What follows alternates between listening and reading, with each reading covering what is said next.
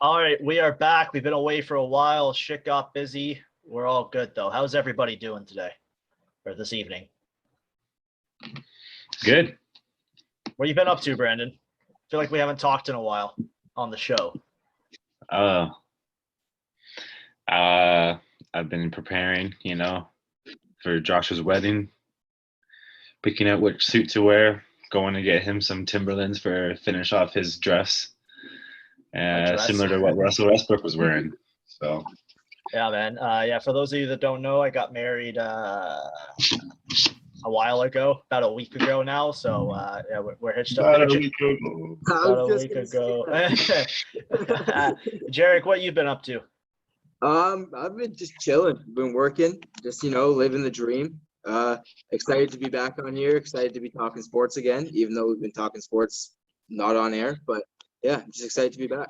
Yeah, our schedules have freed up a little bit, so we're going to be coming at you more and more often. We got a little bit of a plan moving forward. So we're going to have a hockey show. Jarek and I are going to do that every week, and Brandon will hop in every so often. We're going to have our basketball show. That'll be all three of us, maybe with some guests every once in a while. The wrestling show will keep going with Jarek and I, and then Brandon and I have our own show where we'll just talk about sports and whatever the hell we want. So look for that moving forward. Boys, it's the best time of the year. I fucking love this time of the year, just after Labor Day, where everything gets going again. We got the NFL starting, and we'll loop back to the NFL in a second. The Jays are red hot right now. Basketball is about to start up. Training camps are starting for hockey. Is this your favorite time of the year for sports? 1000%. I don't think the excitement, the newfound hope for your team. If your team's not a favorite. If your team is a favorite, there's new hopes. Maybe they'll get it done this year. But yeah, like you said, it's the best time of the year for sports, for sure. What about you, Brandon? Is this your favorite time of the year, or are you more of a playoff guy? I personally, I like it because it's a lot of anticipation, especially wondering where new acquisitions will fall into your favorite team or around the league, and where the best teams will add up, and who you're predicting to be the best. But I always hate that too, because a lot of people come off with some sideways predictions that think that they really got onto something, which that part of this is the prelude to every professional season. As you've heard my my comments, is that everyone thinks they're an analyst until the second week comes. Yeah, for sure. Predictions are fun, but you get those people that are like, yeah, I think, the Detroit Red Wings will figure out a way to make it to the Cup final. It's like, okay, well, I'm just going to mute this guy on Twitter. It's one of those things where it's like, yeah, whatever. We got a couple notes to get out of the way. First off, Jarek, give us an update. What's the score in the Jays game right now? What are we looking like? We were at last time I checked, we're at just kidding. The Rays just got a home run. So it's at 8-1, I believe. So good job pulling Manoah there, Montoya.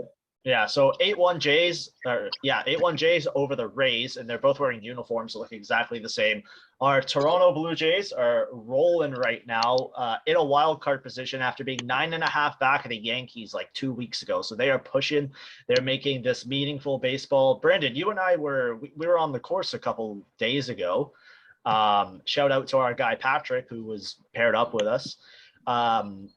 And he was saying he's always worried about the end of the season and the Jays dropping off. And then he said, yeah, I only watch the Jays when it's meaningful baseball, which I think is understandable. There's 162 games. Is this meaningful baseball for you right now with the Jays making the push? Yeah, especially I think this whenever this episode comes out, it'll be probably the first game when I watch will be the next, in good timing, because they'd be whack ass timing, 10 o'clock. 1 p.m. back-to-backs. I don't got all the time in the world to watch baseball. However, when Toronto puts on, it's one of those things where it's just I guess it's the only sport where it's the only Canadian team, right? And the Raptors. It's the biggest thing that happened. It's the biggest thing that happened in the country. Even if you're a sports fan, whoever the biggest stage on is professional wise, you just saw it with tennis player. I think her name was Leia. Layla Fernandez.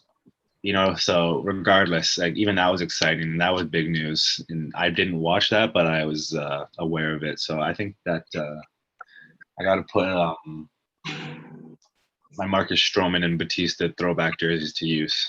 Yeah, for sure. Like it's always exciting when the Jays are doing well and the Raptors are doing well, because like Toronto's kind of, we're not Toronto, it's Canada's only teams in their respective sports for the top professional level. Obviously, we have amateur leagues and like G League teams and stuff like that. But when you get your top team performing at the top level, it just really brings the country together. It's awesome to see. So hopefully the Jays can keep it going. And we're talking about other.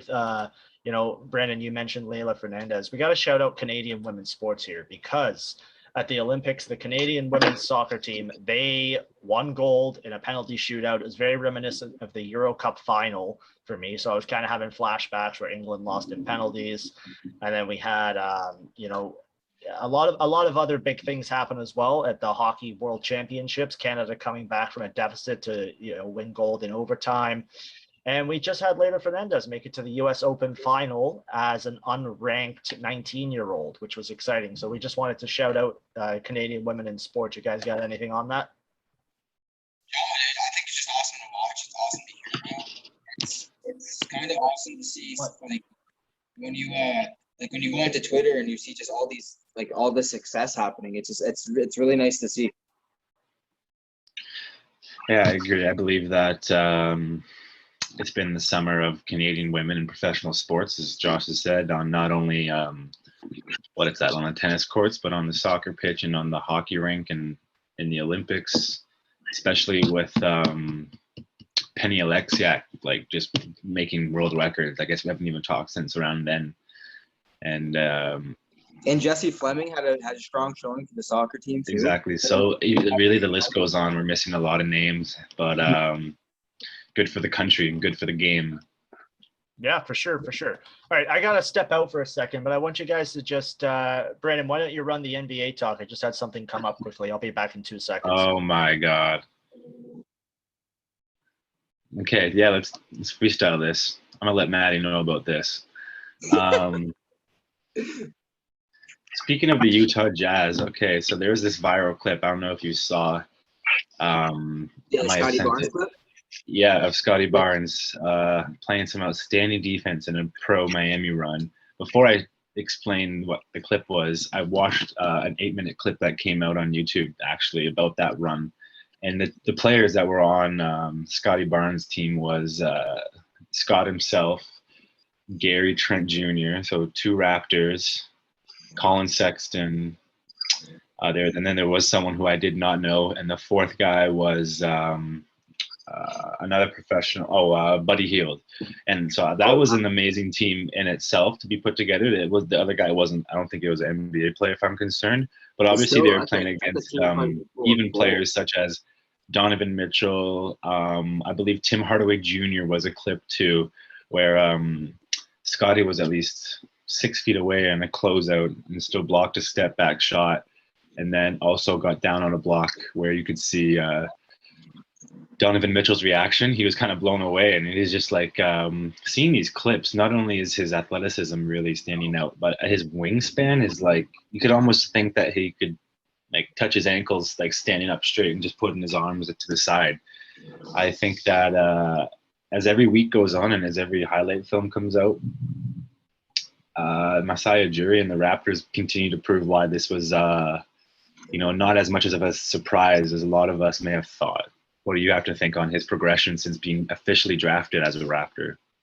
I mean, as a Raptors fan, I don't think you can be anything but happy about it. Like it's one of those things where I think the Raptors have clearly shown the type of style and the type of player they're going after. So I don't know. It's exciting to see. It's exciting to see someone develop and almost prove the doubters wrong already because of the people who already decided that it was a bad pick. I don't know. I think year after year, Masai has proven that he knows what he's doing when it comes to drafting. And I don't know. And going back to the clip too, it's just exciting to see someone is so invested already. It seems like he's so willing to improve what he needs to improve on. And I think what it's shown too is the Raptors' style is we're gonna kill you defensively, and then it's going to lead to putting baskets in. And I think that's what Nick Nurse has already proven he can work with. And I don't know, I'm excited as a Raptors fan because it's not that team that's going to be full of stars, but it's going to be a team full of hard workers. And I think that's what that whole Canada mentality versus everybody thing brings. That's a very good point. Yeah, I just want to jump in here because I assume we're talking about Scotty Barnes. Sorry, boys, just have to deal with something quickly there. But talk about Scotty Barnes. Was it Jalen Hurts at number 4? And then, they draft. Jalen Suggs. Jalen Suggs. Sorry, there was 2 Jalen. Jalen Hurts is the quarterback for the man of the Eagles. The Philadelphia Eagles. Yeah, whatever. Same thing. So, I wanted Suggs. That would have been a great pick for the Raptors, just draft a quarterback.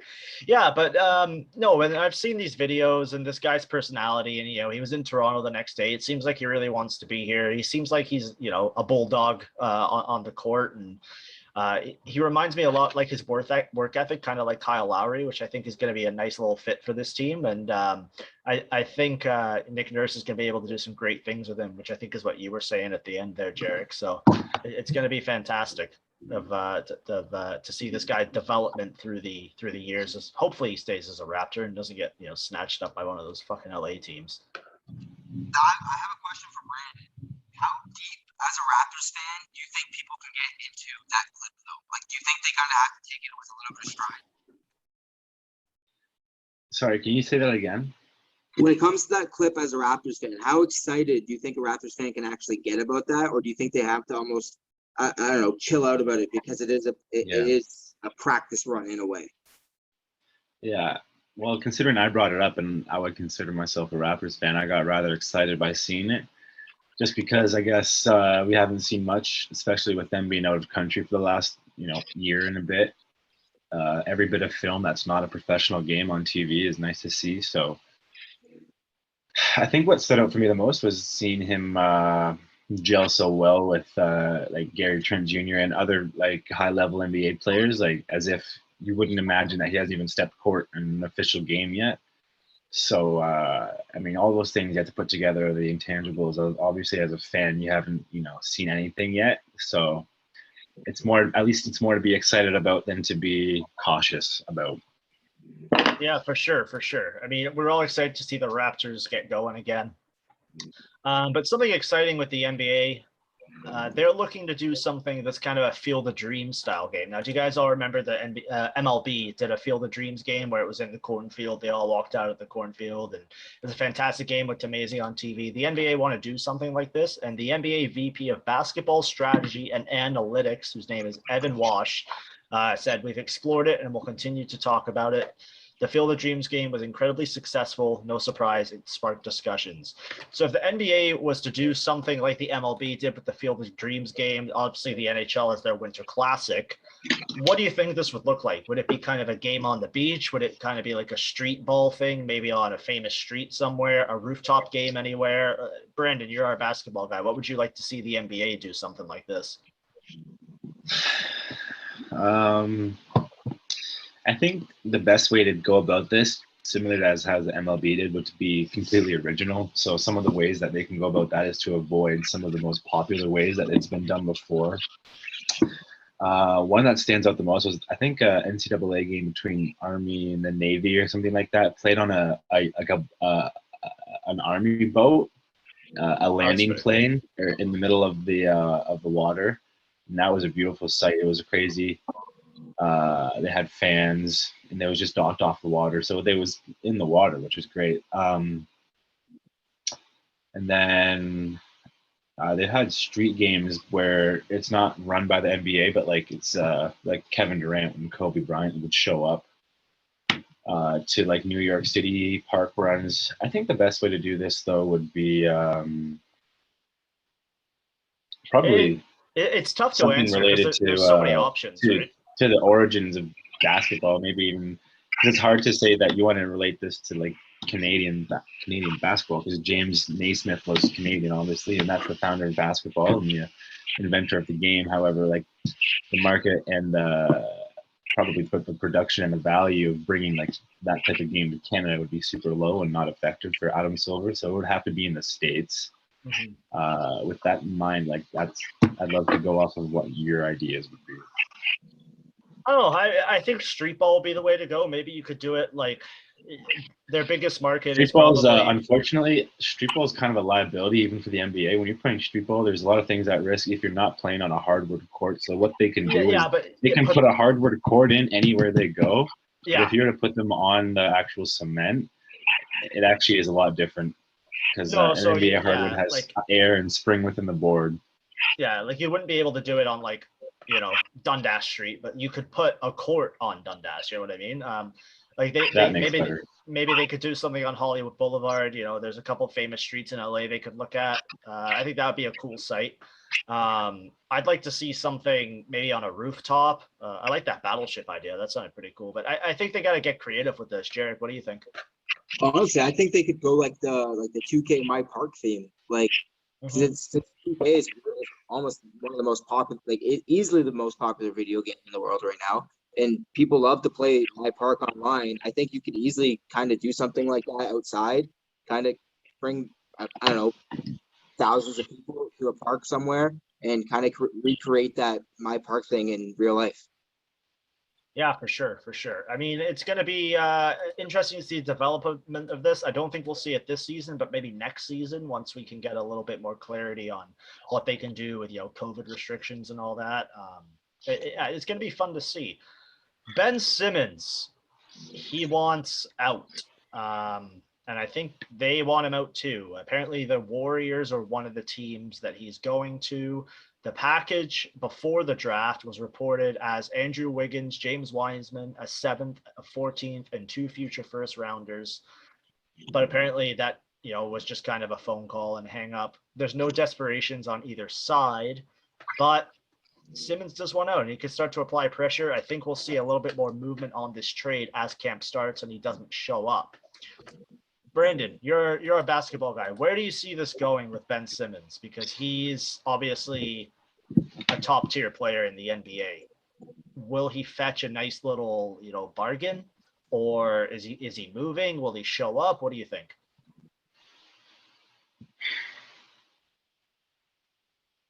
Okay, I don't like Ben Simmons. I don't like talking about Ben Simmons. Nothing about his game is attractive to me. Where he's been. And the Philadelphia 76ers is all the downfall of that team has been, woefully watched by me and a Raptors fan. So just to get that out of the way, I don't really care about Ben Simmons. However, that'll sway my opinion in saying that I believe his value around the league is clearly going down every day, if not week, that passes by where something doesn't happen.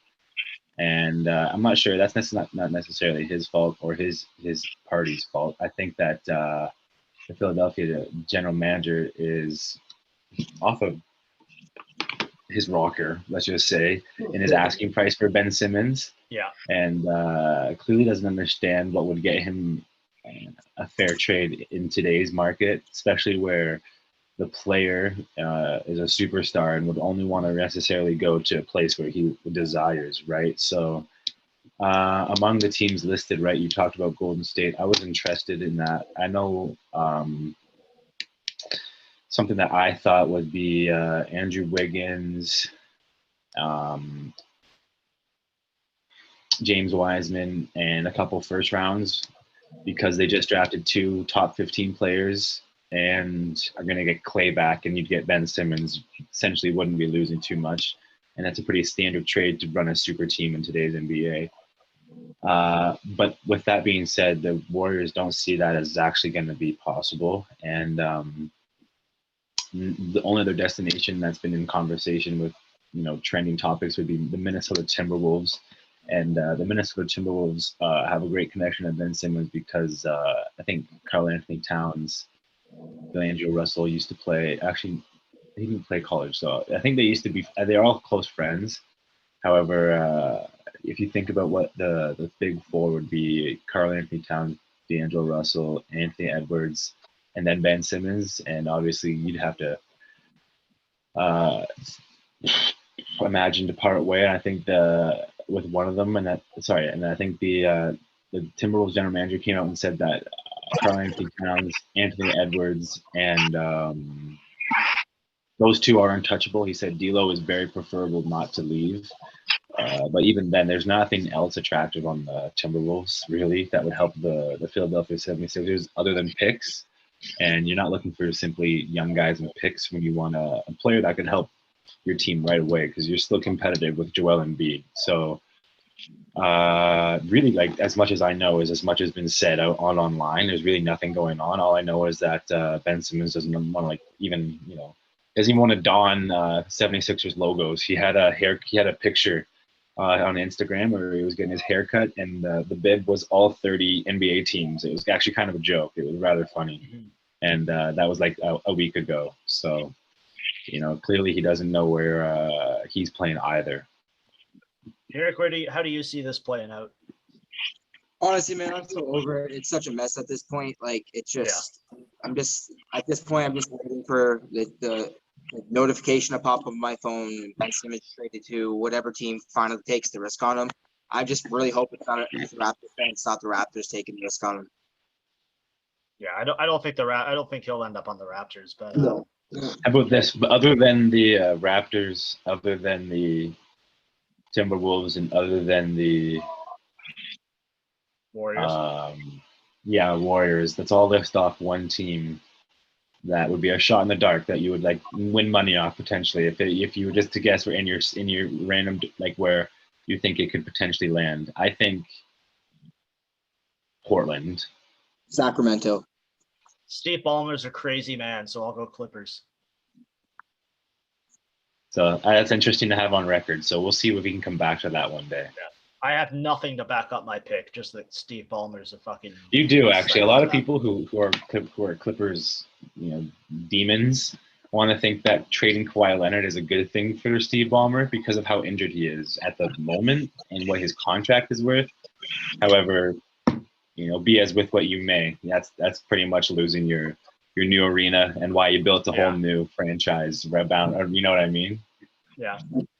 Let's move on. Moving on. The NBA G League, they had a pretty cool announcement today. They've announced that they have their first Latin American team for the 2021-2022 season, the Mexico City Capitans. The Capitans will play all of their games in the United States this season due to COVID-19 restrictions on international travel. So it's pretty cool that they're getting a team, but also I just think this shows that the NBA is starting to become really a worldwide game by expanding outside of Canada and the US. I think this is pretty amazing to see. Obviously, Masai has done a lot of that legwork by doing is it Giants in Africa, he calls it, his charity where he grows stuff there. Obviously this is in Africa, but we do see a lot of NBA teams reaching out. So I think this will be cool to see. Latin America is a massive market for all sports, and this is going to be really interesting to see how this develops. Maybe we'll get a NBA team out there eventually. Related to COVID, the NBA has informed teams that it anticipates that fully vaccinated players and team personnel will not be required to undergo regular coronavirus testing during the season. Non-fully vaccinated players will undergo regular testing. Fully vaccinated individuals are not required to quarantine if close contacted, and they will have no restrictions on team activities.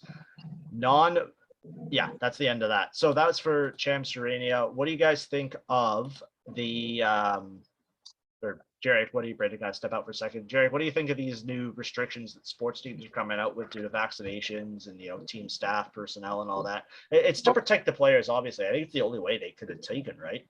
Honestly, at this point, like, if you're making millions of dollars and you're making the amount of money you're making, just go get the vaccine. Like, it's so childish at this, like, that we're discussing these players that are making upwards of $30 million a year, not wanting to go get a needle to make sure that they can just keep doing the sport they love. Like, I just don't understand. Like, it's just, if I have to do it, making what I make an hour, this guy's making $30 million a year and he's against a needle. It's mind blowing at this point that we're discussing having to put rules against these players that are deciding against the vaccine. It's ridiculous. I like that sports leagues, and it's not just the NBA doing it. The NHL has had a hard line on their policies too. They should. The NFL have said that if you can't play a game, you are not rescheduling it, you're forfeiting that game.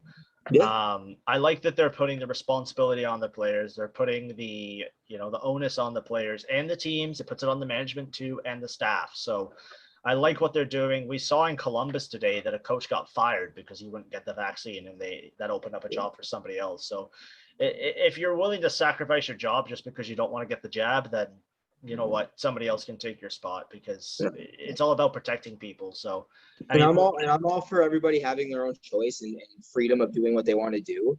But I mean, at this point, I just feel like, I don't know what other way to say this. I just feel like you're an idiot if you're throwing your job away because you don't want to get a jab. I just don't get it. I don't get it. Exactly. I mean, obviously there's medical exemptions, but no, but still, though, so basically, like, one of the bigger reasons of why I got the vaccine was so I can go to sporting events and keep doing my annual Jays games and stuff like that. But it's mind blowing that I'm doing that, making what I make an hour just to go spend $80 on a Jays ticket. But then there's these players and sports athletes making millions of dollars and making money every time they go out there onto the field or onto the ice, and they don't want to do it. It's mind blowing. You guys want to hear a story? I'm all for story time. All right, so I know this guy. I'm not going to name him, but he's a massive anti-vaxxer. Okay, and he essentially. I'm just eating a Rice Krispie. Yeah, you're good. I'm sound clipping that. So yeah, he's a massive. He's a massive anti-vaxxer, and essentially he shares stuff on social media. Like I don't really talk to him anymore. But he messaged me and he goes, "Yo, I got the vaccine, so we can go to Leafs games again." I'm like, "What? You didn't want it?" He goes, "Yeah, don't tell anybody though." But and he continued sharing stuff. So I messaged him back. I said, "Dude, why did you get the vaccine if you're so fully against it?" He goes, "Oh, because I want to be able to go to Leafs games." So this guy, because he fully he's like, "Yeah, the government's tracking me. It's slowly gonna kill you. All this, blah blah, whatever the fuck they're making up about it." He's like, "I believe in all this, but Columbus is rolling into town on Thursday." So he's like, "Well, just go and get it." I mean, and honestly, if not being able to go into sporting events is what it's going to take to get people to, get the jab and protect other people, then fuck it, go for it, right? But no, these teams. Let's not get too political. That's not, but these teams are taking a hard line. Brandon, you wanted to do some predictions. Yeah. Okay, so after he finishes his Rice Krispie. So we're done. Rookie of the year for the NBA. Why don't you start us off, Brandon? Or do you want to do this next show? No.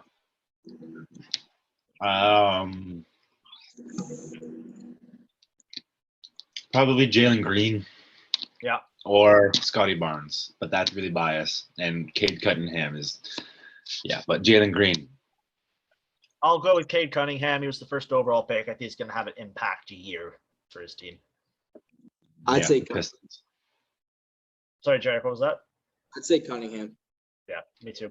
Most improved player. Who do you have, Brandon?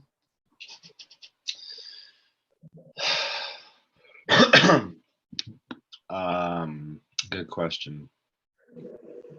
Well, you're the one that asked it, so yeah, I just think so. I believe Jaren Jackson Jr. of the Memphis Grizzlies is coming off a couple injuries and hasn't played in a while. And with a healthy team, with a new backup in Gasol and John Morant, you might not know his name now, but that might be a good winner. I also picked that one. You convinced me. I'm gonna go with the Raptors bias on this one. I'm probably gonna butcher this name, but I'm gonna say Precious Achiuwa. Is that how you say it? Bless you. That'd be interesting. Yeah, I don't know. I'm excited for him. That's a good pick, actually. I like that one. And then we have the MVP of the league this year. This is an interesting one because there's so many heavy hitters in the league now.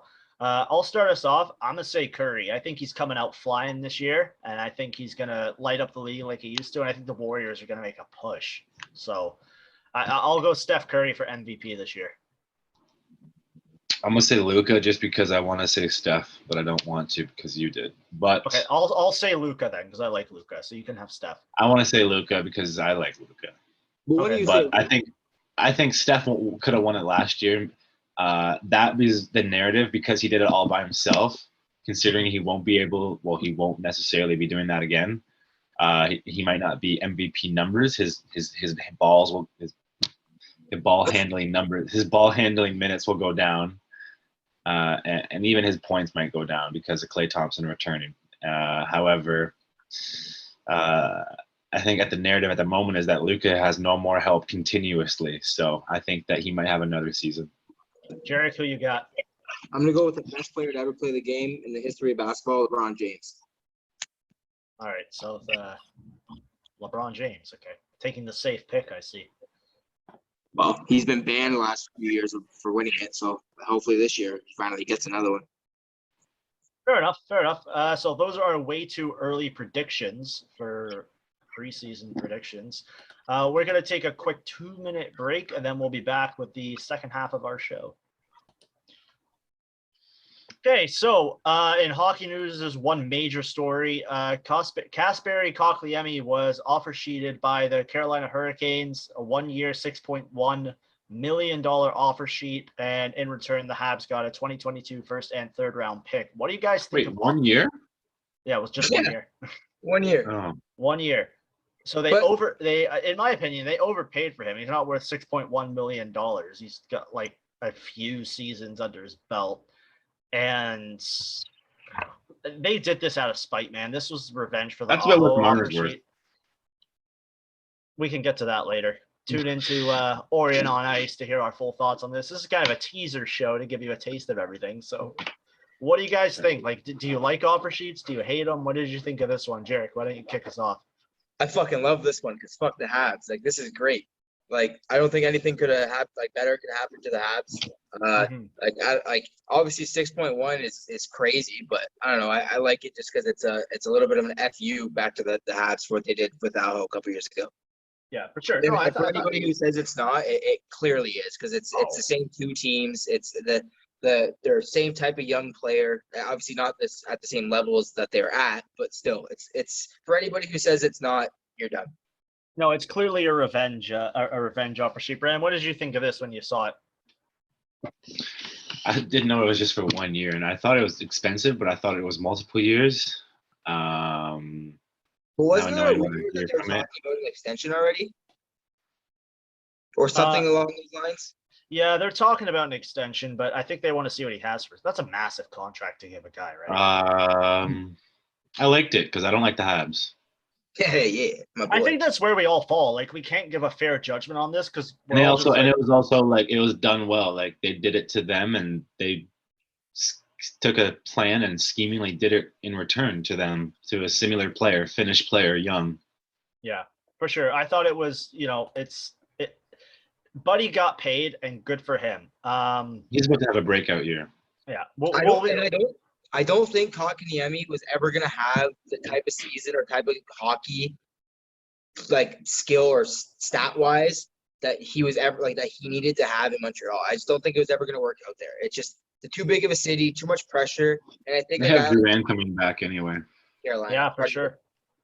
Drouin's coming back too, so that's you can kind of fill in there, I guess. So we'll talk about this more on our hockey show. We just kind of want to touch on the big topics. One that I touched on earlier: Cleveland Monsters associate coach Steve McCarthy has replaced Sylvain Lefebvre as an assistant coach on Brad Larsen's staff for the Columbus Blue Jackets because he decided he did not want to receive a COVID-19 vaccine and will not be able to perform the duties required of him given to current NHL protocols. Now, an interesting twist to the story was it was originally reported that he left under his own accord. That was not true. He was actually fired by the Columbus Blue Jackets because of this. So maybe this is the only one we see. Maybe we see some other ones with people refusing to get the vaccine and they can't fully fall under the protocols and all that, because NHL teams are now allowed to suspend NHL players who miss time because they don't have the vaccine. So say Minnesota comes here for a road swing and a player on that team is not vaccinated and isn't allowed in Canada. Instead of putting that player on the IR and still paying them, the Minnesota Wild will be allowed to suspend that player, and then they miss out on a week's pay because it's a 4-game road swing, which could be a good big chunk of money. So I think this is the first and only domino we will see happen. I think players are going to take notice of this, and I think coaches will take notice of this too. But can you guys imagine like having one of the best jobs in the world as an NHL, even an assistant coach? That's like, that would probably be a dream for all three of us to be an assistant coach on an NHL team. There's only 90 of those positions available in the whole world, and you give it up because you didn't want to, protect yourself and others. I just think it's crazy that this happened. I know everybody has their opinions on it, but that's just mine. So I don't know if you guys have any thoughts on that, or you just want to leave it at that, but I know we kind of touched on it earlier. But I don't know. I think I said it before, but it's one of those things where like I don't want to get too into the whole vaccine versus non-vaccine thing. But it's just I don't know. It's just like I said before. It's just, they have one of the best jobs in the world, a job that, like you said, we'd all want to have, and they're just in a way throwing it away because they don't want to get a vaccine that's gonna help protect the players, the team, and give that team the best shot at winning a Stanley Cup because they're not gonna have to deal with hopefully as many COVID test fails or whatever they did last year, right? Yeah, for sure. Brandon, any thoughts on this? You want to leave it at that? Get your shots. There we go. Attaboy. And one final thought on the NHL. They are going to the Olympics. They got all the approval. Players agreed to go. The NHLPA signed off on it.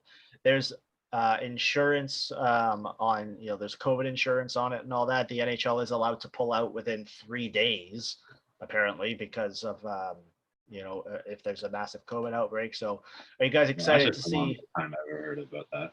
Yeah, are you guys excited to see NHL players back at the Olympics? Yeah, like they missed the last one, right? Just one. Yeah, they missed Pyeongchang. Yeah. That's and Canada still made it to like the semis. Is it this coming winter? Yeah, 2022. Yeah, February. So we'll get one more good year of Sidney Crosby, honestly, and yeah, he's injured. He might not make it. Patrice Bergeron and those Bruins guys. So,